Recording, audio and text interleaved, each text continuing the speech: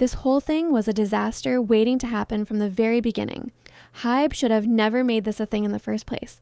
It's already a complete shit show, and they haven't even officially debuted yet.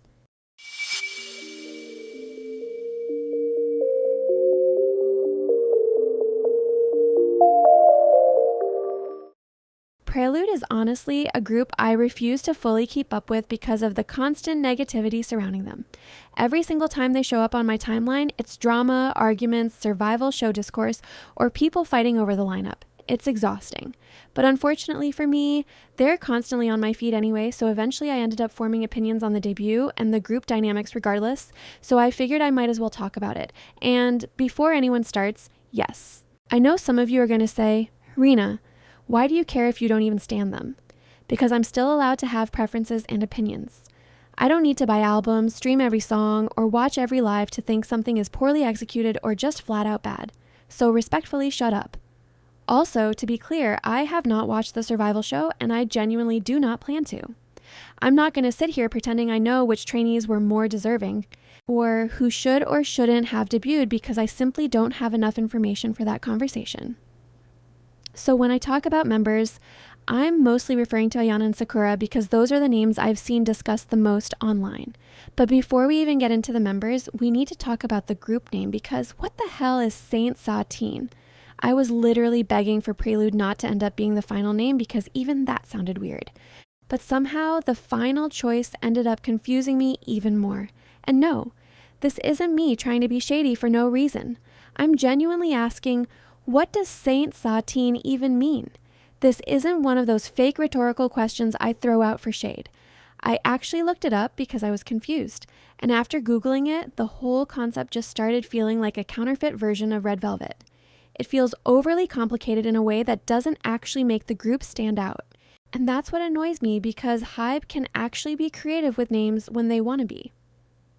Illit eventually grew on people, and Les Seraphim is honestly one of the smartest group names in K-pop because of the branding and anagram. Even Chorus sounds clean and memorable. But Satine just sounds like somebody threw random luxury-sounding words together and hoped it would feel artistic, like YSL. And honestly, the name also feels like unnecessary HYBE-style edgy symbolism that ends up sounding borderline disrespectful for the sake of aesthetics. If you know me, you know I really dislike things that feel blatantly offensive or disrespectful, even if I'm not personally religious myself. Once something starts feeling intentionally provocative or mocking toward religion or spirituality just for branding, it immediately turns me off.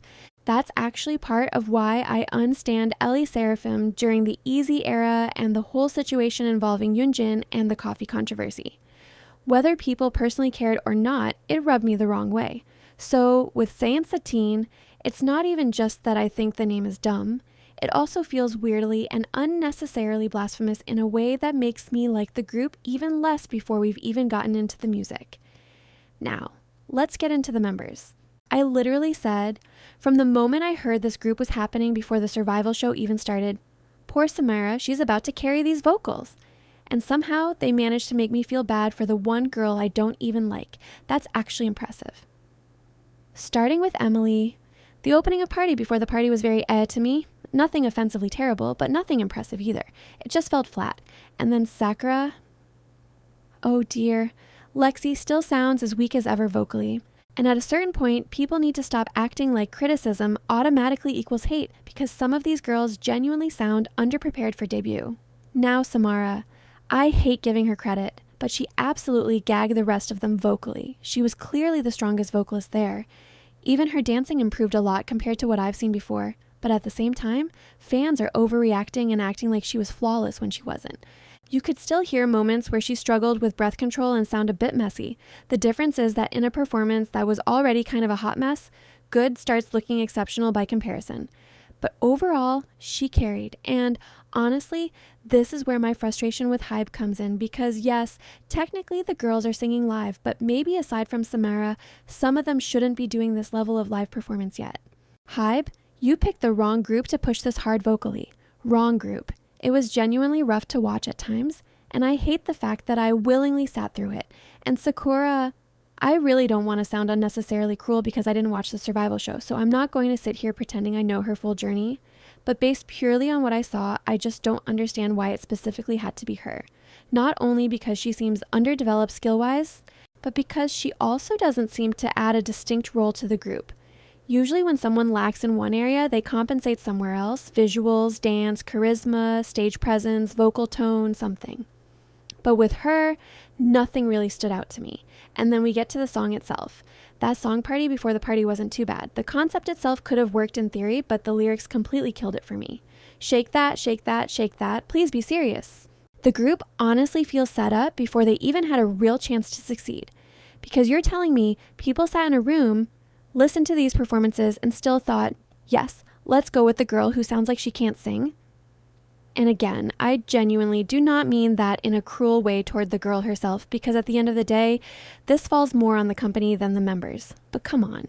I'm sitting here feeling bad for a group I probably wasn't even going to keep up with in the first place, and that says a lot. Because realistically, the vocal lineup could have been much stronger. You could have had Emily with weaker vocals, but still manageable within the group, Lexi sounding almost decent vocally, and then 2 actual stronger vocalists balancing things out. And honestly, Ayana seemed better vocally and like she fits the overall dynamic. Samara and Ayana especially sounded good together. They actually had vocal chemistry. Their tones complemented each other in a way that made the performance feel fuller and more balanced instead of one person carrying the entire thing while everyone else struggled to keep up.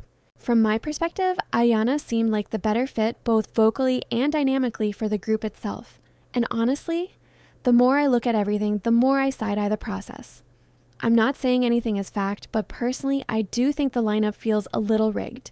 Even the song Ayana performed with was better to me. The styling was better, the stage presentation felt stronger, and overall, she simply stood out more. And this is coming from someone who didn't even fully like either song because both suffer from that annoying trend of repeating random words over and over again instead of writing an actually memorable hook. But at least one felt more cohesive. And the fact that they chose a 16-year-old over a 20-year-old who seemed more talented and more prepared tells me everything I need to know about HYBE as a company. That's exactly why I made a separate HYBE video apart from my minors and K-pop video, because that company consistently gives me weird vibes when it comes to minors. It feels like they always need at least one underage member in the lineup. New Jeans debuted with almost the entire group being minors. And there's this recurring pattern in the industry where young idols are pushed into revealing outfits, mature concepts, and choreography that clearly should not be given to teenagers. People always try to brush these conversations off with, that's just K-pop or it's not that deep. But it is deep to a lot of people. When companies repeatedly debut minors and then market them in ways that feel overly mature, people are obviously going to question the intentions behind it. That discomfort does not come out of nowhere. Now, before I explain why I personally won't be invested in this group moving forward, we need to talk about the line distribution because it already looks dreadful.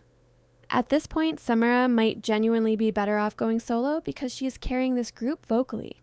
And I don't even mean that as shade toward the other members.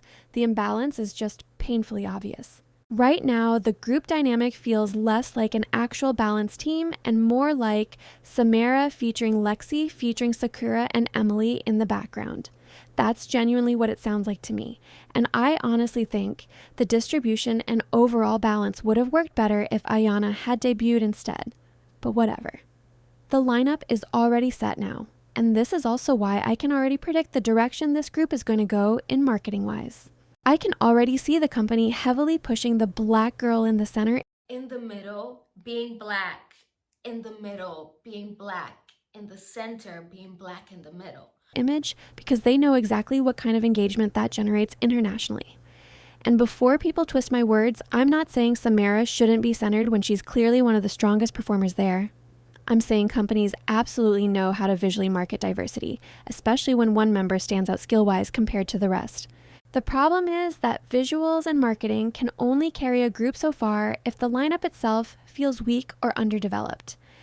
Now, here's the part where none of my criticism about the group lineup or music even fully matters, because at the end of the day, I'm not going to stand this group anyway. A major issue for me is that the members just do not fit together as a group, and I know some people are going to say, well, they just debuted, give them time, which is fair to an extent.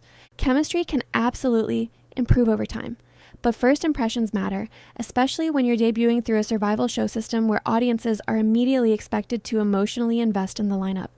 To me, HYBE genuinely feels like they grabbed 4 random people, put them together, and hoped things would naturally click without properly allowing them to build actual team chemistry first.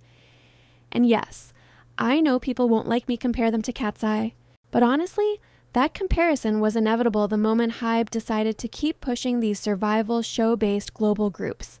The comparison is built into the system itself at this point.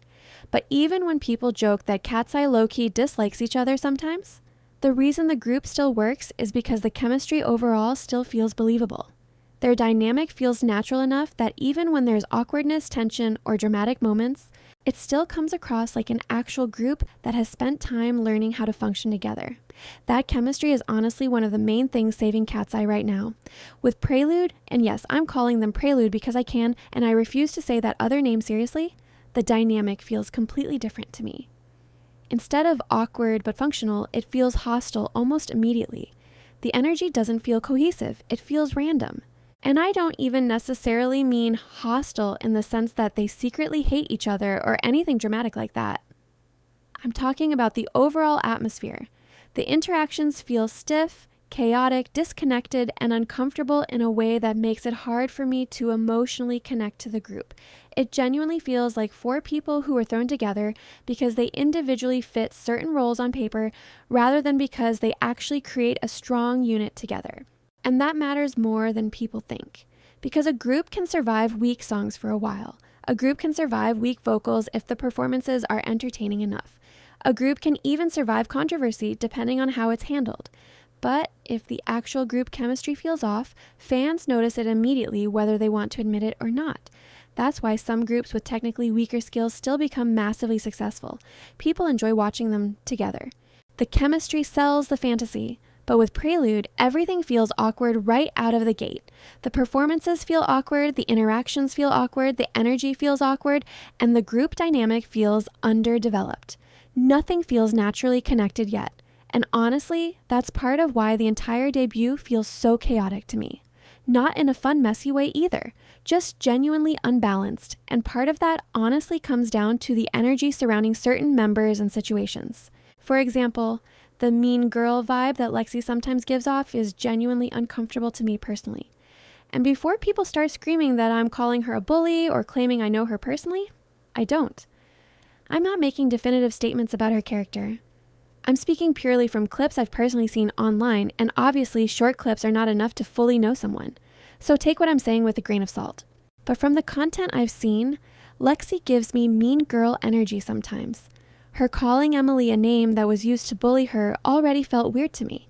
But even outside of that, certain lives and interactions involving the other girls, including Sakura, just gave me uncomfortable vibes. The laughing, the ignoring, the awkward energy, it just didn't sit right with me personally. And the entire time I was watching those clips, all I could think was, damn, KATSEYE really were and still are patient with Yoonchae. Because regardless of how people feel about group dynamics, KATSEYE at least feels noticeably gentler and more accommodating toward the member that isn't fluent in English. With Prelude, some interactions just felt uncomfortable to watch in comparison. And then we get to Samara.